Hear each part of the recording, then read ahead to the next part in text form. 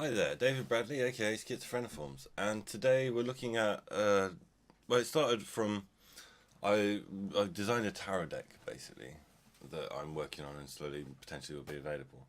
And the rough gist is that to explain how I think tarot functions and how it is meaningful in a grander scheme rather than just personally, individually meaningful, but also universally meaningful. And I'm going to sort of discuss my ideas around the nature of reality, the nature of consciousness, the nature of dreams, and the likening of or direct correlation of dreams to the waking world.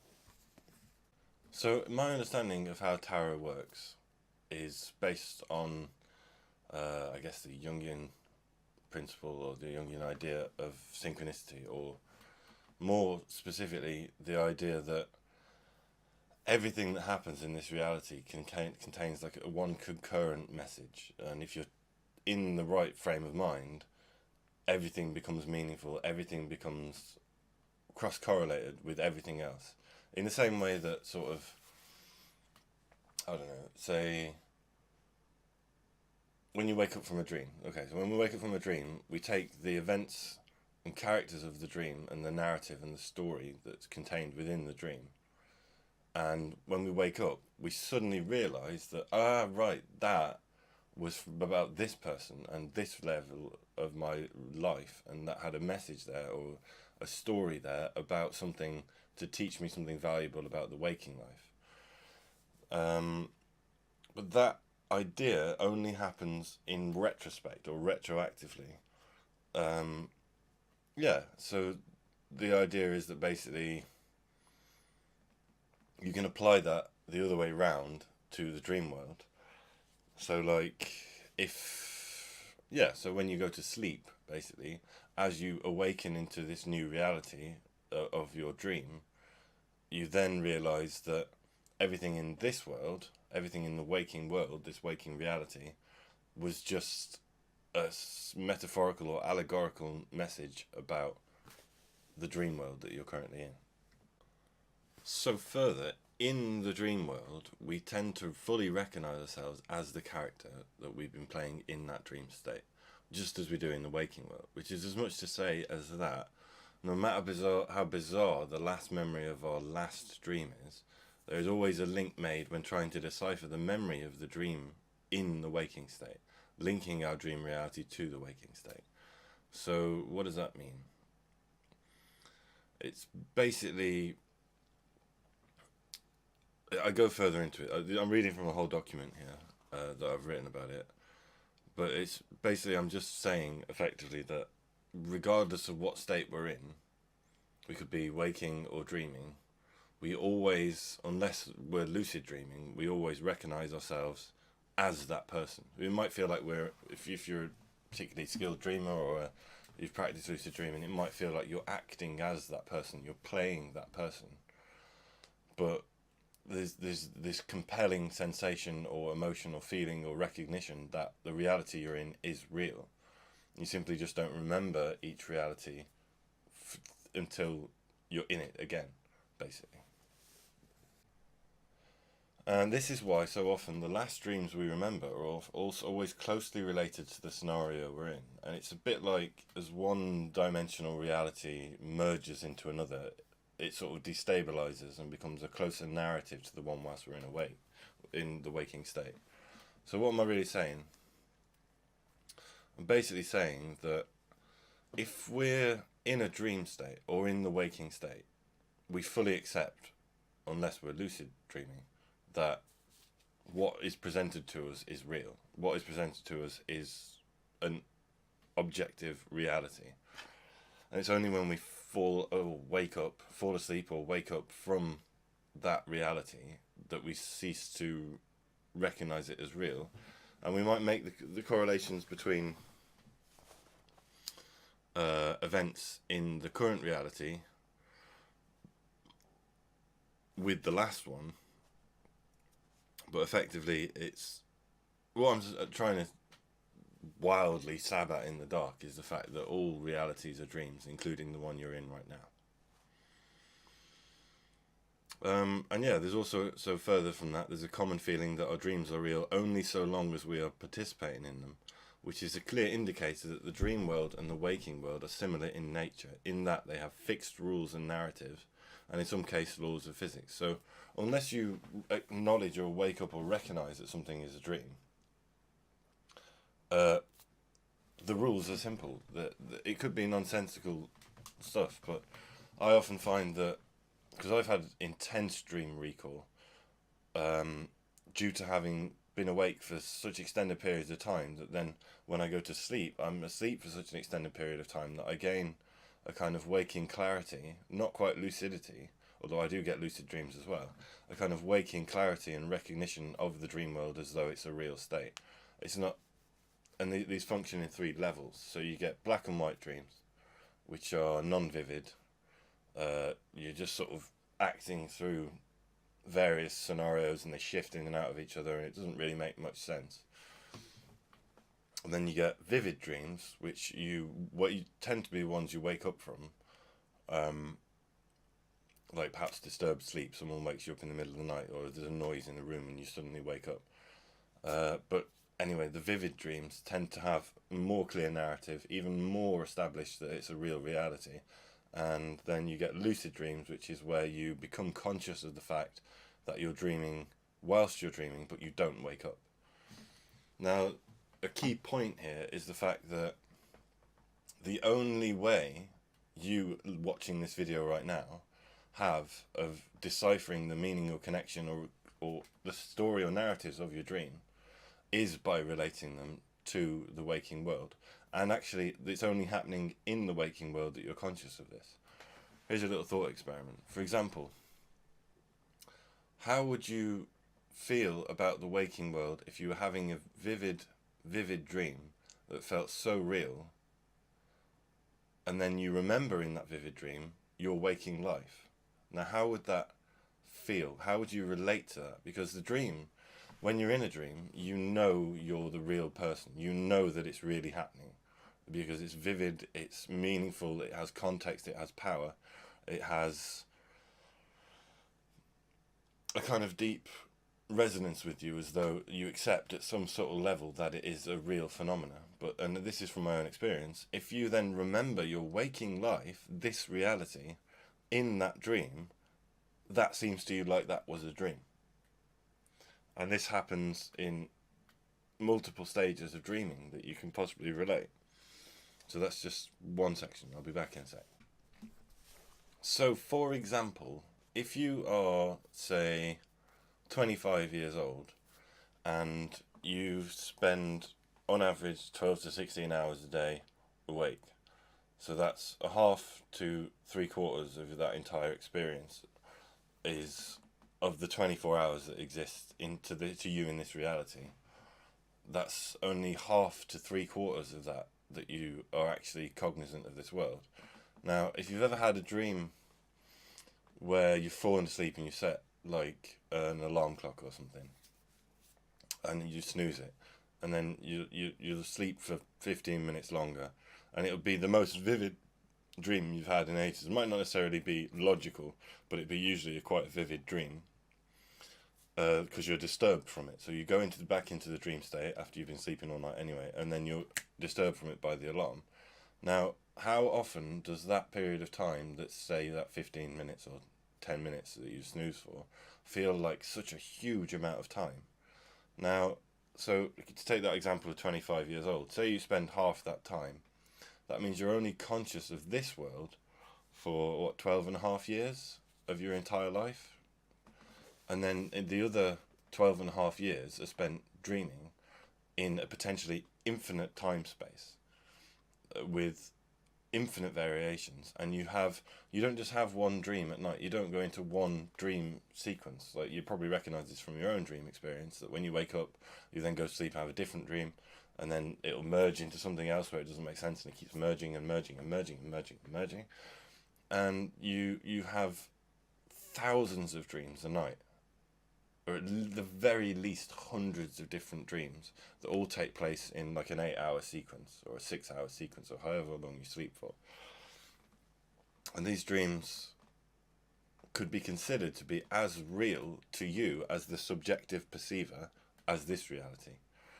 Now, there's no wonder we don't remember that, obviously, but I'm just kind of driving at the idea that this is probably the least significant part of your overall 25 years. If we take that example, say you've been alive 25 years and you spent 12 and a half years awake, or 16 years awake, or some variant of that, however, whatever percentage of time on average you've spent awake, you've had literally millennia in the dream state by now.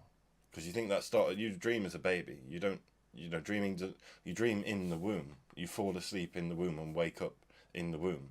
And you have different experiences, dream after dream after dream after dream after dream.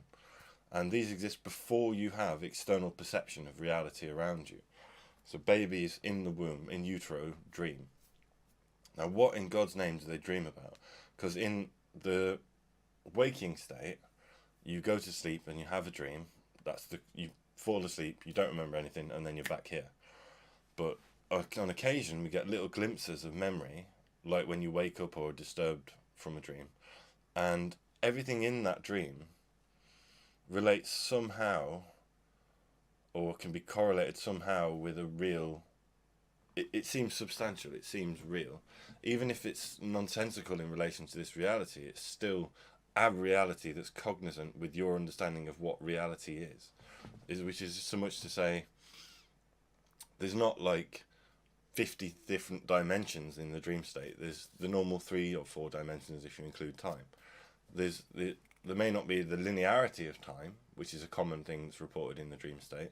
So you might suddenly jump back in time, and then the next thing you're observing something from an external perspective. And I've had these kind of dreams before, where you can kind of time shift and jump and move around and shift between different characters. And there's all these crazy facets that you can do in the dream world once you become conscious of how to dream logically and pragmatically and properly take a conscious role in your dreaming.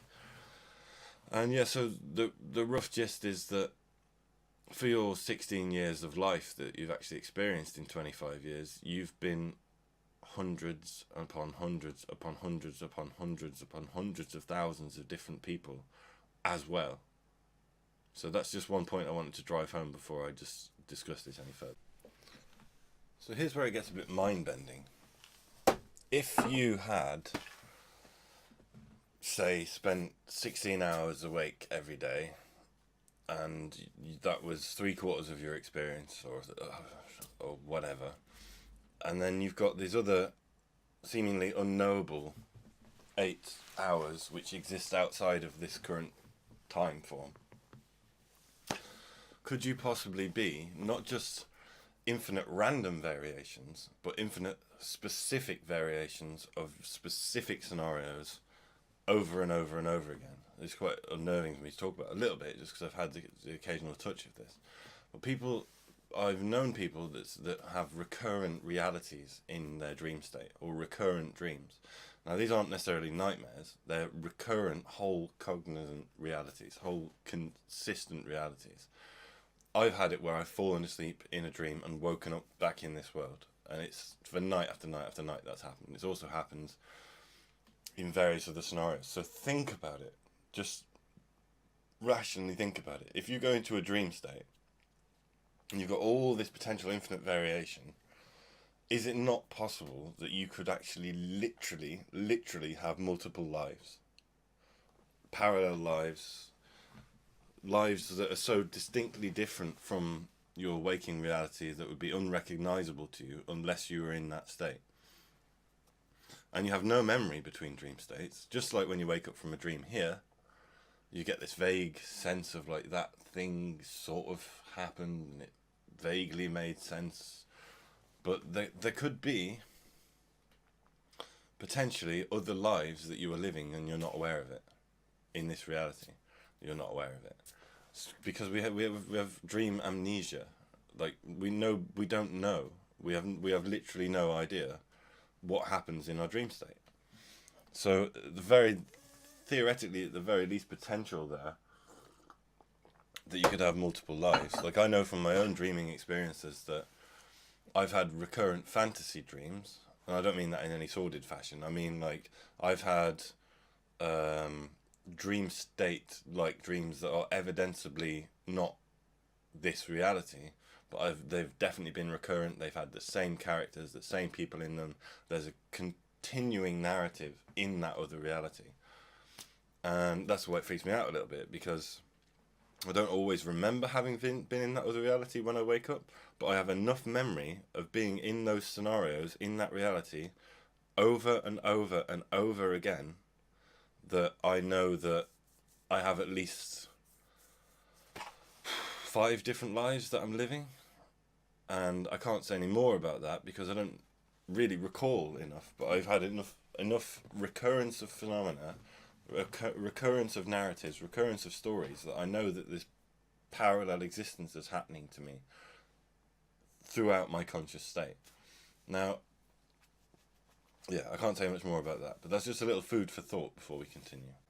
So the next idea is something to do with deep sleep and lucid dreams, or specifically waking induced lucid dreams, or wake induced lucid dreams. So in deep sleep, when I've woken up from deep sleep, it's either there's this lovely warm nourished sensation. Obviously that's where you get all your energy from, I guess. You're like, that's where you do most of your healing and most of your deep relaxation, which recharges you here or just in this world anyway. And so the deep sleep state is either a complete absence of what we would consider conscious experience, or, well, in my experience, that it's deep thought. And we know that we go from the waking state to the deep sleep state to the dreaming state. Now you can skip the deep sleep state altogether, which leads to wake-induced lucid dreams, but we'll come back to that in a minute. But the general gist is you start off full cognizant reality, then you go into a deep sleep, where your experience is unrecognizable as a human experience. You're really running out scenarios, you're analysing things, you're looking at things with a kind of healthy emotional detachment. You're just thinking in great depth. But what happens, in my experience, from the limited amount that I do remember my deep sleep state, and it's very hard to recall, but it is possible. When you're in a deep sleep, you're thinking, you're like, this could happen to resolve that problem, or this could happen in that reality. And then what happens is you start to develop a kind of shimmering, like you get the one image here, the other image there, and then it all starts to sort of, and then you're in the reality that previously was just an analytical analysis of a potential outcome. That's what it's like to go from waking, so you're awake, blah blah blah blah, in this reality. Then you fall asleep, so you lose consciousness of this reality in its entirety, and go into a kind of womb, or a kind of non-human conscious analytical state. There's still thought there, but that's it. You're just a thought form, and those thoughts aren't in words like normal thoughts. They're just occurrences of thought without necessarily any kind of linguistic attachment. Or there can be a linguistic attachment. It depends how much you've gone into it, but basically the deep sleep state is the fundamental basis of reality. So, or at least it's the point at which you start to dream from this reality. So if you can see the continuity, you're awake, you lose consciousness, you go into this kind of womb-like analytical state in which you generate a scenario until it becomes bizarre and bizarre and bizarre, and then eventually it creates a whole congruent world, and that's what dreams feel like. Now, wake-induced lucid dreams are a bit different from that. As mentioned earlier, wake-induced lucid dreams.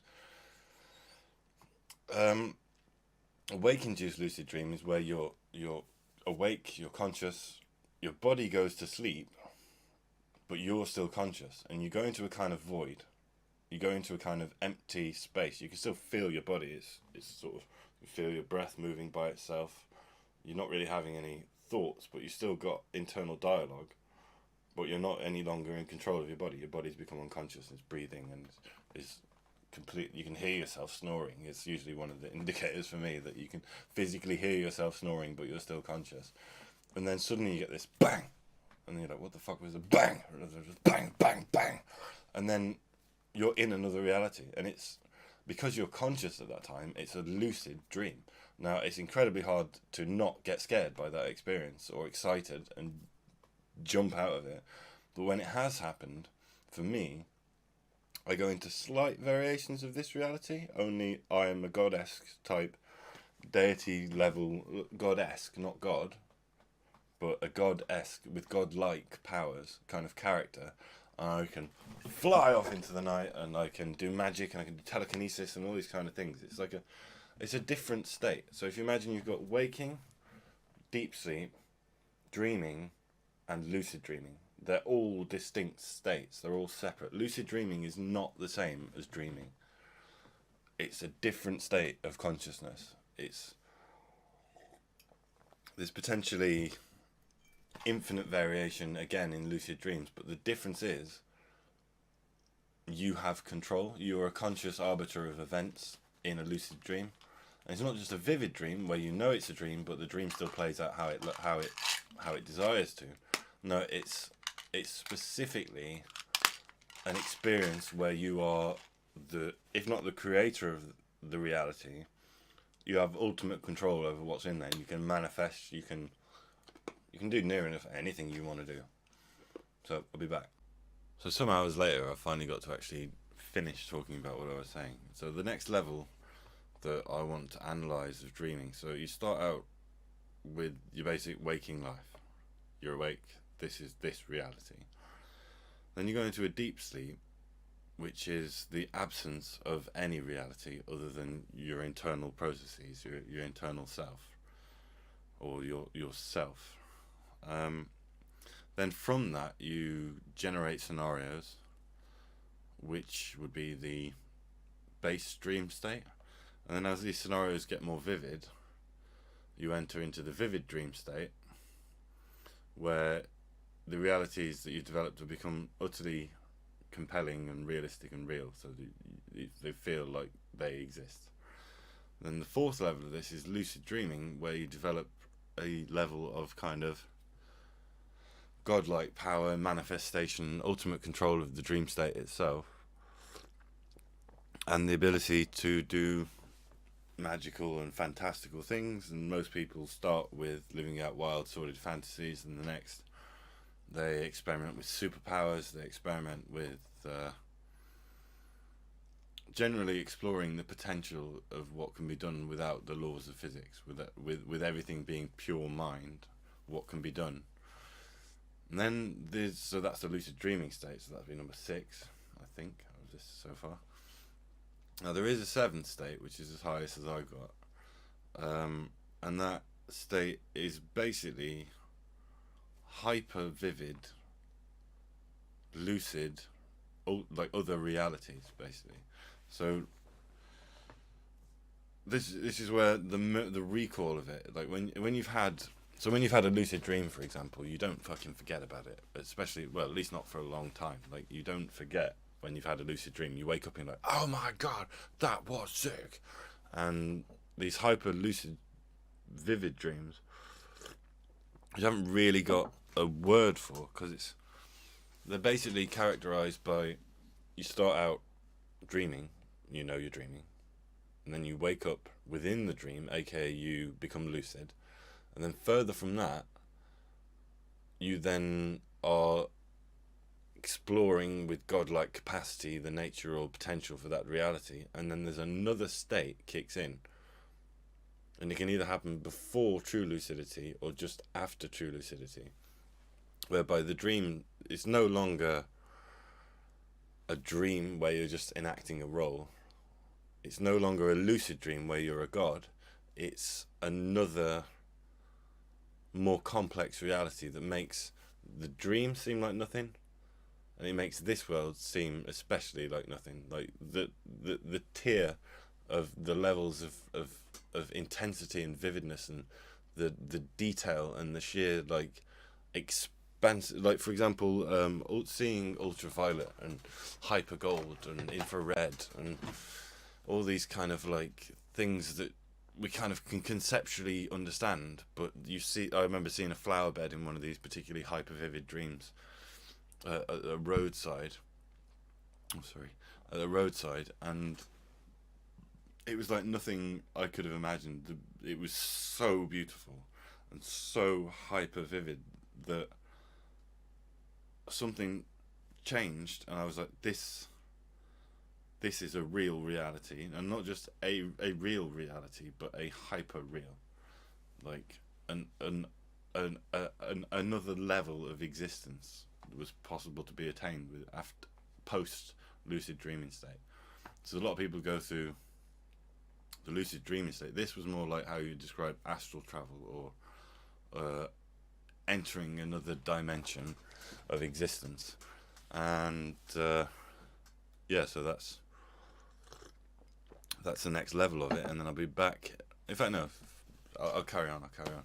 So the other way of doing this to get that kind of lucidity is to inverse the whole process, and that's basically what a spiritual awakening is, or an enlightenment phase, or what, as far as I can ascertain anyway, a spiritual awakening to the nature of this reality as illusory, to the nature of this reality being one that is equally real as dreams, and thus no more real than dreams. You see, it's a state I've touched on a few times. I haven't permanently entered that state because it's crazy, but yeah, it's kind of like you suddenly realise like everything is not just a message, but that the universe speaks, it sings, the tapestry of interconnected oneness, the infinite. To put it in simpler terms, I strongly experience the state of acknowledgement of predeterminism. The idea that like everything was set in motion, and it's all infinitely complex, and every single moment, every single conscious being in every conscious reality, in every version of reality, is allegorical, effectively, or yeah, allegorical. So that it's just a song. Like everything that you experience in your reality is there, like biocentrically, but like solipsistically biocentric, in that for each individual consciousness in our world, there is a pattern, a play, a drama, a extended sequence going back from the moment of our conception to our inevitable death, where, how can I explain it? It's such a difficult concept. It's basically, it's a story. It's just a story, and if you learn to become aware that it's a story and be a conscious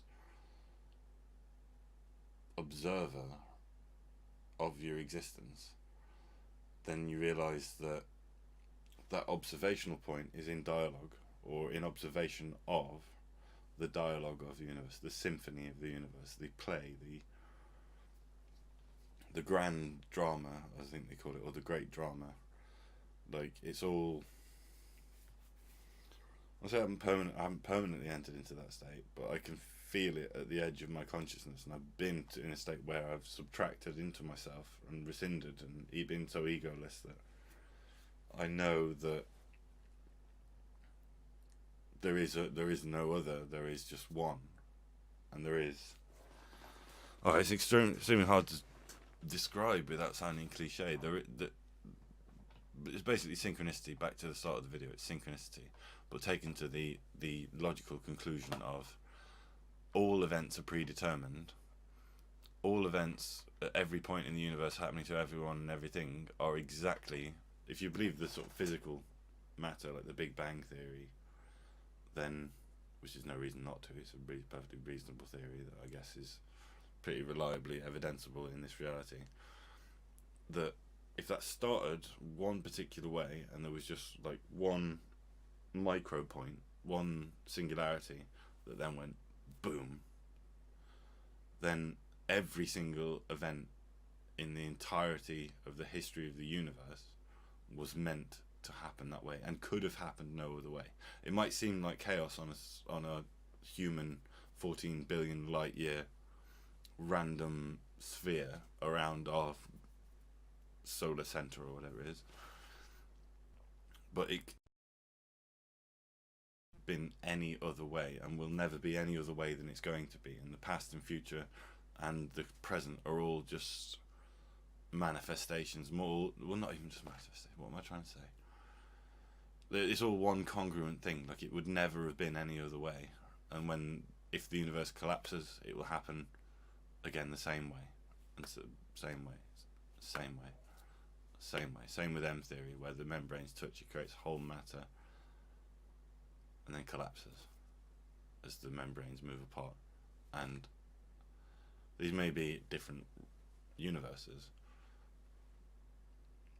but for each universe, the motion set in play by that contact of the membranes, or that explosion of the Big Bang, for each different universe, that is from that get point to the collapse. That it was always going to be that way, and it's not necessarily that we don't have free will, although I would debate free will in general. But there's a good reason that we commonly assert or have this perception that we're like riding around in our own heads watching stuff. It's not true. We are within the universe. We exist within the universe, and the universe exists as a projection outwards from us. Like we're indivisible. We are, the whole thing is just one. Yeah, and that's all I can say about that for just